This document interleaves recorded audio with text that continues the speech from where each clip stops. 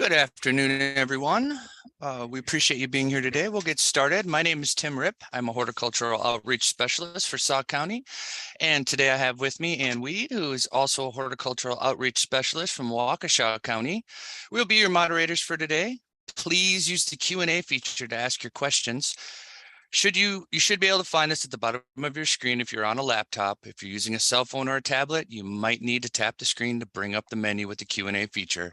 We will get to as many questions as we can at the end of the presentation today. We are not using the chat feature, so please do not put your questions there. We're recording this webinar, and the link to the recording will be on the Extension Horticultural website. We have also dropped in the chat feature a handout for this presentation, and we will drop in the chat at the end of the presentation a link to our survey. We would appreciate you filling that out for us. Now it is my pleasure to introduce Janell Wehr, who is a horticultural outreach specialist for Marathon and Wood counties, and her presentation on maintaining your festive houseplants. Janell, to you. Awesome. Well, hello, everyone. If you would like, please go ahead, if you're able to, and if you would like, please go ahead and click on that handout in the chat. Basically, what I've done is I've given you all of my notes. I've given you some resources, extension resources, to give you more information about each of the plants we're going to talk about today. And I also have a link to the Google map that I'll be showing you today. So if you want to take a look at some of the pictures that we go through today, that's where you'll find them. So let's go ahead and get started. I'm going to share my screen really quick here.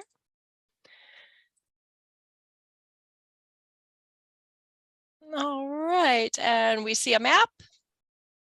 Yes. Perfect. Okay, so the way you navigate, this is a Google map that I created. And the way you navigate through this map is if you look on the left-hand side, you'll see a place where you can do check marks. When you hit those check marks, it'll activate different areas on the map. So we're going to start off. Today I'm going to talk about Norfolk Island pines, holiday cactus, poinsettias, and if we've got time, amaryllis too. If we don't get to the amaryllis, no problem. I've got all that information at the bottom of the handout for you. So let's start off with Norfolk Island pines. We're going to go to where Norfolk Island pines are native, and turns out it's Norfolk Island. If we click on the marker on the map, that's going to take us to a geotagged picture. This is Mount Pitt Lookout in Norfolk Island.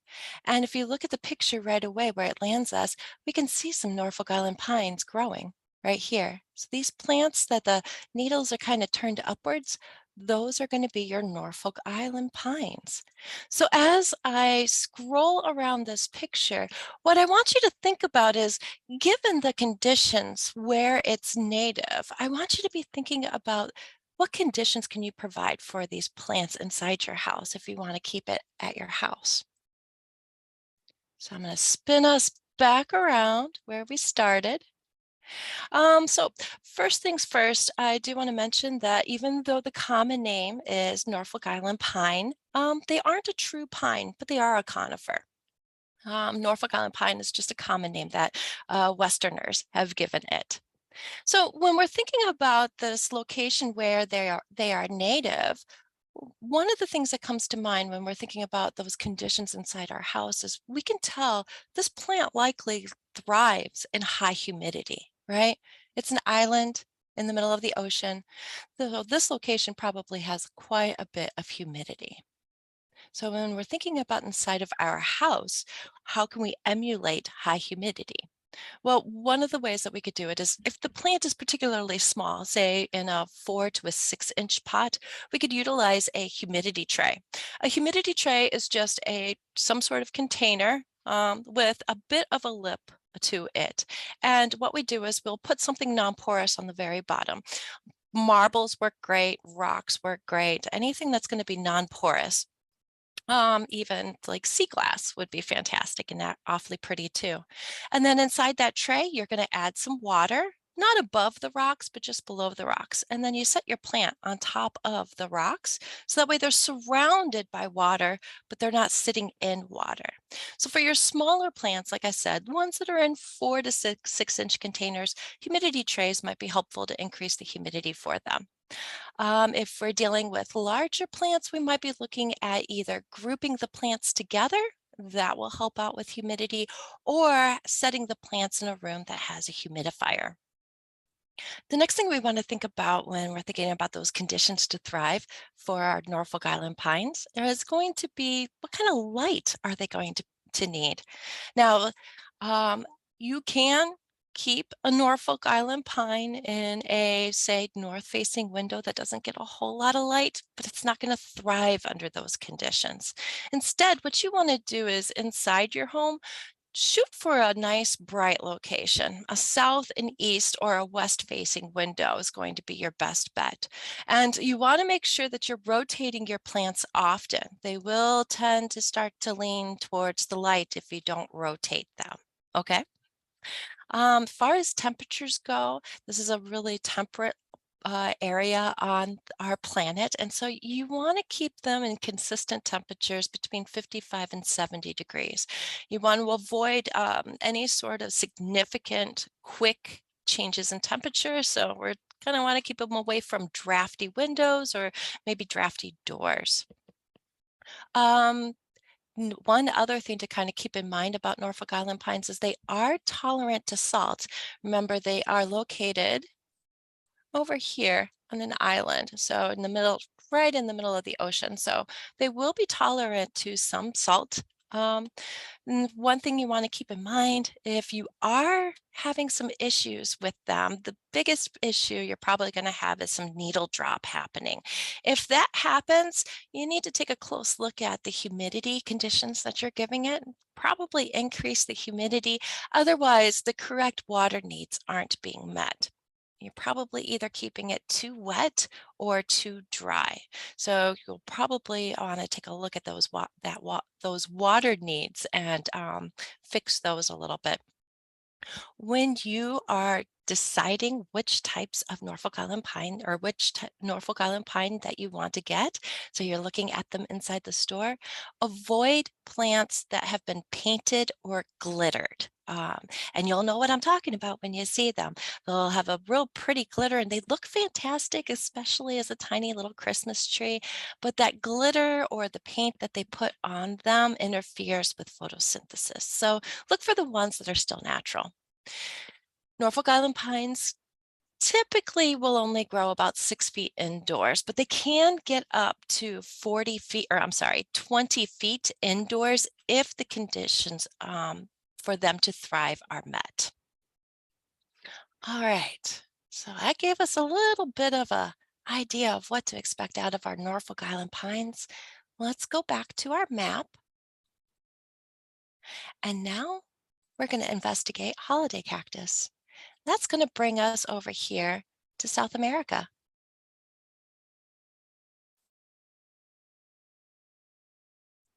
Bear with me while I scroll in. So this purple line here, that's going to give us their native range. And I've got a little picture right here, geotagged picture, that is right in the center of their native range.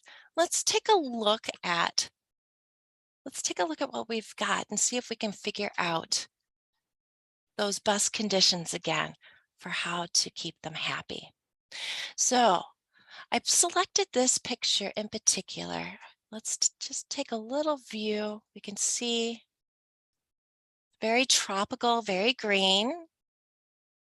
I picked this picture in particular, however, because we've got this fantastic example of this rock with all of these plants growing on the rock. This is what you could expect to find, or this is where you would expect to find a holiday cactus growing in its native habitat. They like to grow in the crotches of trees or in the crotches of rocks, in the little crevices where a little bit of organic matter and soil will build up here. So you could expect to see them. I don't think there's a holiday cactus any growing inside this rock.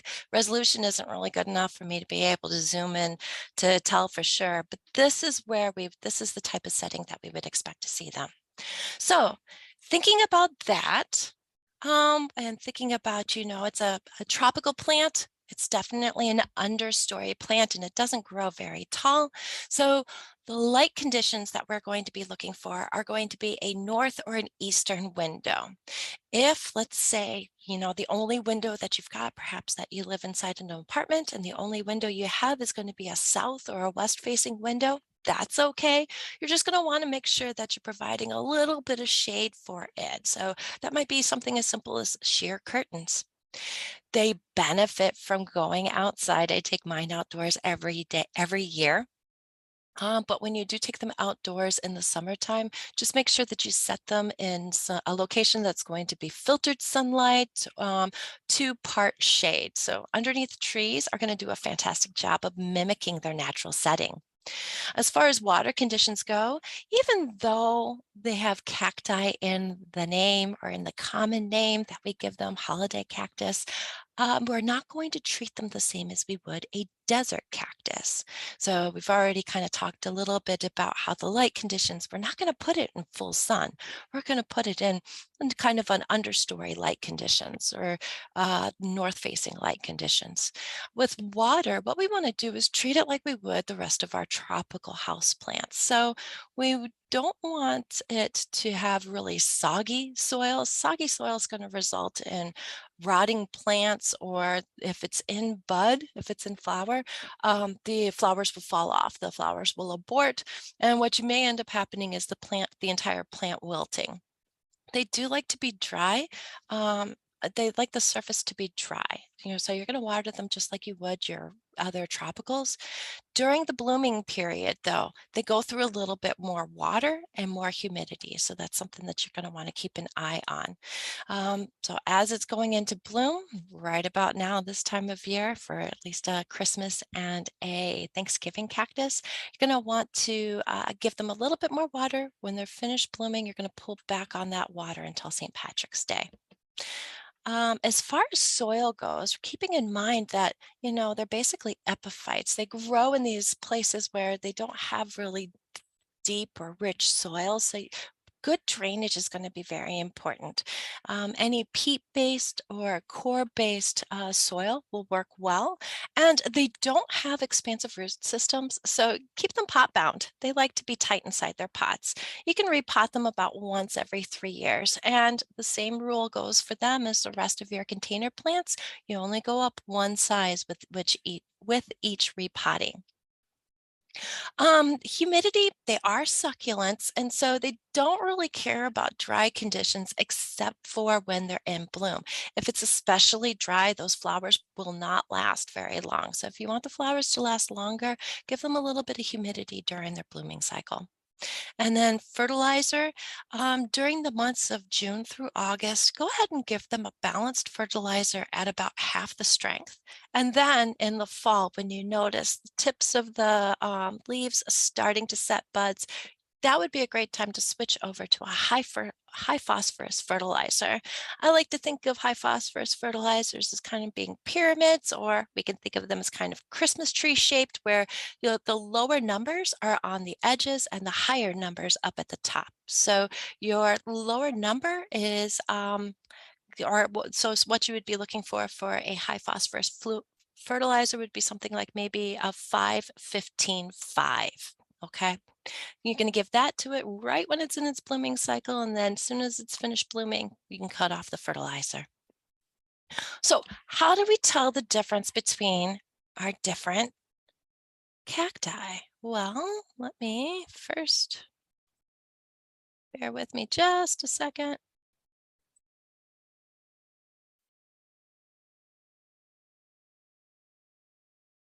Okay, so here I have, I actually took these off of my multi-cactus, my holiday cactus bowl. So here we've got the 3 different types of holiday cactus. You'll really be able to tell them apart by their leaf shape. So the one that typically is called a Thanksgiving cactus is going to have really kind of sharp, I almost think of them as like little tines off of the edges. So you can tell that's going to be shaped a little bit different than the one that blooms a little bit later, the Christmas cactus. This one's going to have just not as quite as sharp of ends on the leaves, a little bit more curved. And we can really tell them different from the one that will bloom later in the season, the Easter one. This one is very, very rounded. In your handout, I have a nice illustration that shows you the differences between them.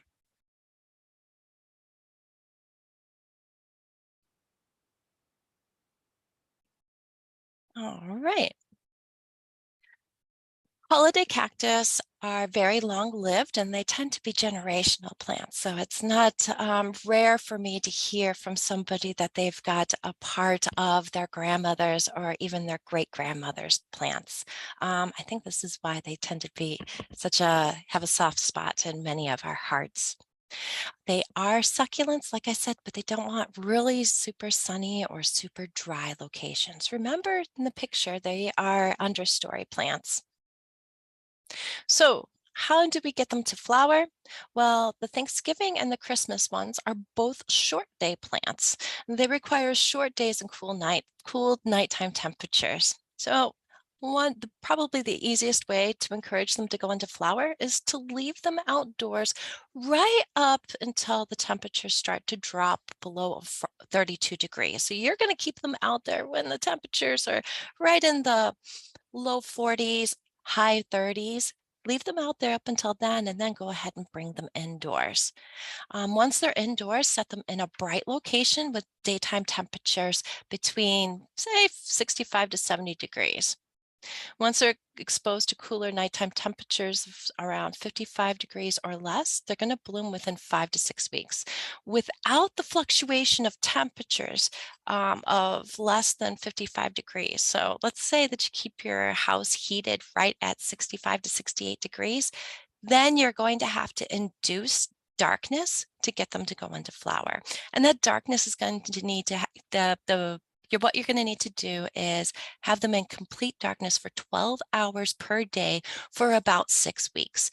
You can achieve this probably most easily by having a box that you can set up right on top of the plant. Maybe, have it part of your routine. You wake up in the morning, you drink your cup of coffee, you take the box off of your plant, and then right before you go to bed, when you go to brush your teeth at night, you put the box back on the top of your plant. This way it'll have complete darkness, and you're going to do that for about 6 weeks. Keep in mind if it's exposed to temperatures over 65 degrees at night, you're going to struggle to get it to rebloom. So if you've had troubles getting your holiday cactus to bloom, it might be because those nighttime temperatures just aren't quite cool enough. And then I've got some information in the handout about what to look for and how to troubleshoot for if you've got any problems with them. I'm going to jump real quick though.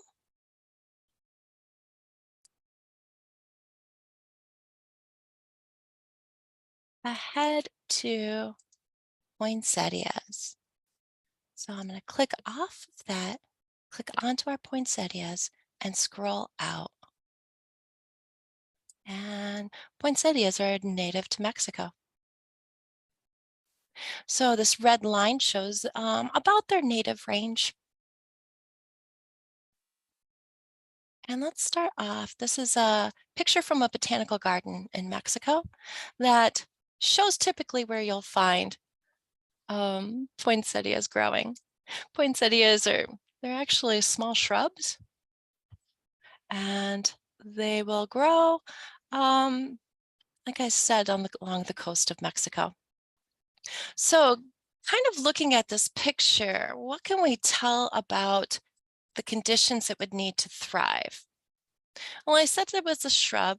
I want to say they grow about, say, 6 to 8 feet, 10 feet in their native environments. So they're not as tall as some of the trees. They're an understory plant, but they're not quite like our holiday cactus. They are a shrub, and so they're gonna outcompete a bit for that light. So we want to give them indoors. We want to give them nice bright light, east, south, or west facing windows. If you take them outdoors in the summertime, you're not going to expose them to full sun. You're going to give them some direct sunlight, but only about 6 hours. If you give them more than 6 hours of direct light, you might cause the bracts to fade. As far as temperatures go, they are pretty finicky. They want to maintain 65 to 70 degrees at all times. They do not tolerate any fluctuations, so no drafts. Keep in mind, they're going to be very angry if they're put into a drafty spot. If they're exposed to temperatures less than 50 degrees Fahrenheit, you're going to notice significant damage. So make sure that you're keeping those temperatures maintained really right at that 65 to 70 degree area. They prefer evenly moist soil. Do not let them wilt. If they end up wilting on you, they're very quick to drop their leaves. So if you purchase one at the stores, oftentimes what you'll find is the bottom will be wrapped in a foil. Go ahead and remove that foil as soon as you get it home, because what will happen is people will water them and some of the water will drain out of the bottom, but it'll be trapped inside the foil. And so they end up sitting in water. That's another time where we see the leaves start to drop very quickly. Don't let them stay sitting in water. And they prefer high humidity. Thinking about the picture that we're showing here, we can see it's definitely a high humidity environment. Far as fertilizing goes, just like with the rest of your tropicals, you're not going to be fertilizing this in the winter time. You're going to grow it just like you would the rest of your tropical houseplants. During the growing season, go ahead and give it a balanced fertilizer at about half the strength once a month during that growing season. Often I get the question, are poinsettias poisonous, especially to cats or other pets? Poinsettias are in the Euphorbia family, and so they've got a latex. When you break them, you'll see this white, milky, kind of sticky sap coming from them. It's called a latex. That latex is an irritant, and it will cause a skin rash. It'll also cause a rash to pets. It might irritate their eyes. It could irritate their mouths, but it's not poisonous. They're not going to die if they eat it. They're just going to be irritated by it. So we want to keep them out of the reach for the pets, but keep in mind if they do end up nibbling on some of it, they're not going to die. Going back to our map here, just wanted to show you this location right here. So this was closer to what is now Mexico City. That would have been the capital for the Aztec Empire as well. So poinsettias were cultivated by the Aztecs. It was cultivated in, and I'm going to do my best here with the pronunciations, Oaxaca, which is now in the state of Morelos. It was prized by King Netzahualcoyotl and Montemusa. The indigenous name for poinsettias is Quetzalcoatl. And I have hyperlinks in the handout for correct pronunciations of all of those. My apologies if I didn't quite get those pronunciations just quite right. The Aztecs used the bracts for dye and the latex to treat fever. They played a part in the midwinter celebrations representing purity and blood sacrifices. They were cultivated in gardens. In the 1600s, Franciscan monks saw these plants blooming near the Christian holiday of Christmas, and they adopted the Aztec symbolism of blood to European religious concepts. There is a link to a Minnesota Extension publication, and in it, they use holidays to help us remember different steps of cultivation as we go through the year that will help us to get these plants to reflower. Although I'm going to be honest with you, I just tend to end up throwing my poinsettias away at the end of the season because they really are difficult to reflower. If you do want to, I've got the notes per calendar days all ready for you. All right, well, I could keep talking, but I'm gonna go ahead and stop talking for a moment because I wanna leave us plenty of time for questions. And I'm apologize, I didn't quite get through to amaryllis, but like I said, if you check out that handout, you're going to find information for how to take care of an amaryllis as well. Thank you, Janelle. We'll jump in here with a few questions right away. I have a question here. What is the best way to debug your holiday cactus after they've been outside all summer?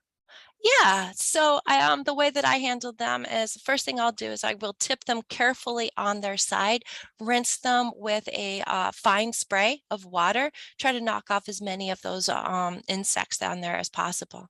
Typically, what you're going to find on your holiday cactus are going to be mealies, although there are some other pests that might be on there as well. And then what I will do, because they are not in bloom at that point in the season, I often will use a systemic insecticide that is appropriate for houseplants and add that then. Leave it on I'll leave them outdoors for a couple of days because the systemic insecticide can smell kind of bad, and then I'll bring them inside. Typically, those systemic insecticides cover the plant for about 8 weeks, and so that will help me to protect it from mealies going into the part of the year that it's going to be stuck indoors with me. All right. Another question here for you is, what kind of fertilizer should we use in June through August for holiday cactuses? From June through August, I would use a balanced one. So you could use, if you could find one, I think I would find probably something that's water soluble. So either liquid or even the powdered ones that you add water to. But I would be shooting for something that's a balanced, so the same number all the way across. 10, 10, 10 is going to look fantastic. Although you might find something like a 15, 15, 15. I'm not too worried about the numbers. I'm more just looking for something that's going to give them an even distribution of each of the macronutrients.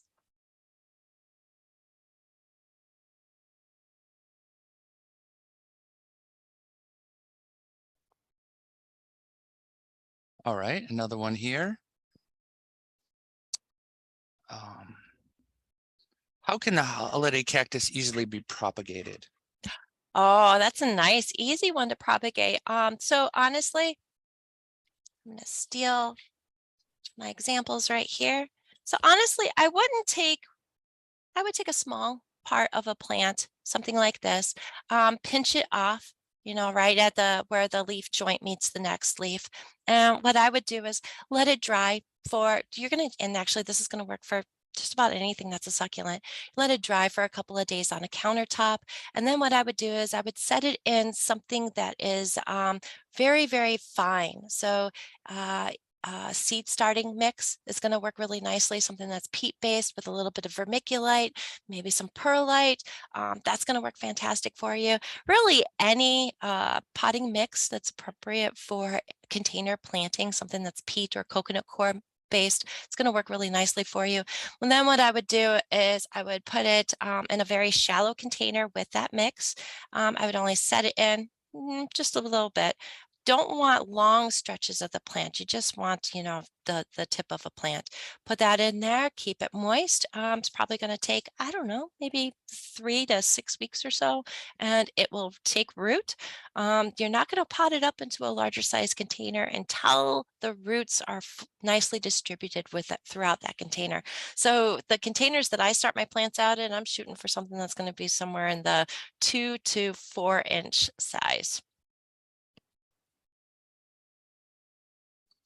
Okay, I know we didn't get to the amaryllis, but I do have a question here concerning amaryllis. How serious is red blotch on amaryllis? I save my amaryllis bulbs and replant every year. How can I protect them from red blotch? For example, do I soak them in bleach solution before dormancy? Oh, you know what? So I'll tell you what I'm going to do. I don't have a good answer for you off the top of my head.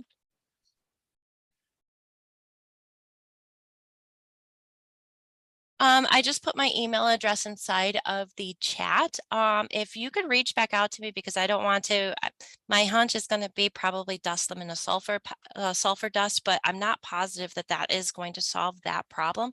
So reach back out to me and let me kind of go through some resources and see if I can get a good answer for you. think we've got time for maybe one more here real quick. How do you prune the cacti? Mine is about 4 feet in diameter and many, many years old. So what you may want to do right now, I don't think that I would do anything to it right now because it's about to go into flower. If it's either the Thanksgiving or the Christmas ones, I would wait until it's not in flower. Probably in springtime would be a great time to go ahead and do that. And I think what I would do is either if it's 4 feet in diameter, my guess is you're probably trying to reduce the entire plant size rather than just pruning off the top. So then what I would do is take it out of the pot and I would honestly just split it. You could split it with an old serrated cake knife. Just want to get in there and basically split it, cut it down into, if it's 4 feet in diameter, so I'm imagining maybe a 12 to 14 inch size pot, you probably split that into 4 separate sections. And then you're going to want to keep it. So after you go through that splitting phase, you do that to it, it's going to go through some stress. So you're going to want to make sure that you're keeping an eye on the water so that way it can recover from that stress nicely. Well, Janell, time is up. It's 12:30. We thank you so much for giving this presentation. We want to remind everybody, if you haven't already, please click on that survey link that's in the chat box. And we hope you enjoyed our presentation. This presentation is recorded and will be on the Horticulture website if you want to catch it or listen again or share it with others. Thanks again, Janell, for presenting, and thanks, Tim, for being the co-moderator. Bye, everybody.